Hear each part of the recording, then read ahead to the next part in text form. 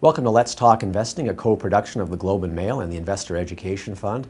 I'm Rob Carrick, personal finance columnist at the Globe and Mail, and with me is Ted Rechtshaffen. Ted is president of TriDelta Financial Partners. Today we're talking about paying for financial advice. Ted, a lot of investors seem a bit fuzzy on this concept.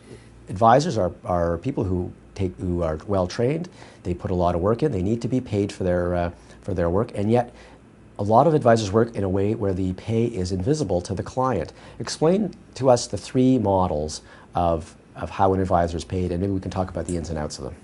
Well, the commission base is basically, traditionally, it's either I sell you a mutual fund, I get paid by the mutual fund company, the client doesn't pay me directly, although really the client pays me. And these fees are taken off the top of what the mutual fund makes, and Yes. some of that money goes to the advisor, right? Yes. Okay, so people have to be clear. If you own a mutual fund, you are paying.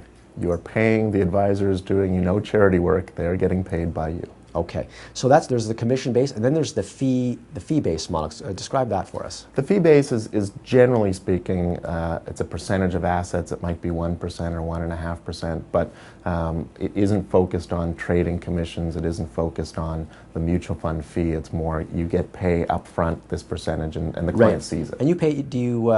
Is the advisor paid quarterly or monthly? How does it work? It depends on the advisor, but usually, if it's monthly, it's 1/12 of whatever that fee might be. And in what cases might the fees be tax deductible?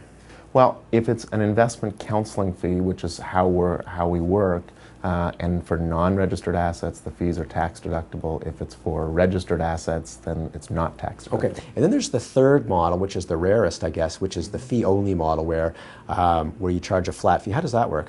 Well, it's designed and modeled after the accountant or lawyer saying, I charge $250 an hour for advice. I don't offer any implementation of solutions, but I can be sort of separate and just have the advice on an hourly basis. Now, at your firm, how do you work?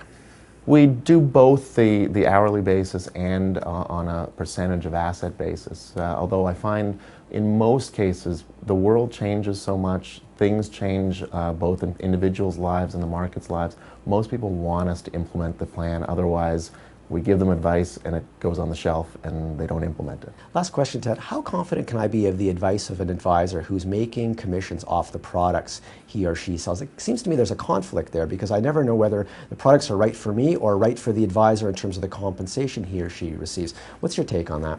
Well, you want to understand clearly how an advisor gets paid and factor that into the advice they're giving you.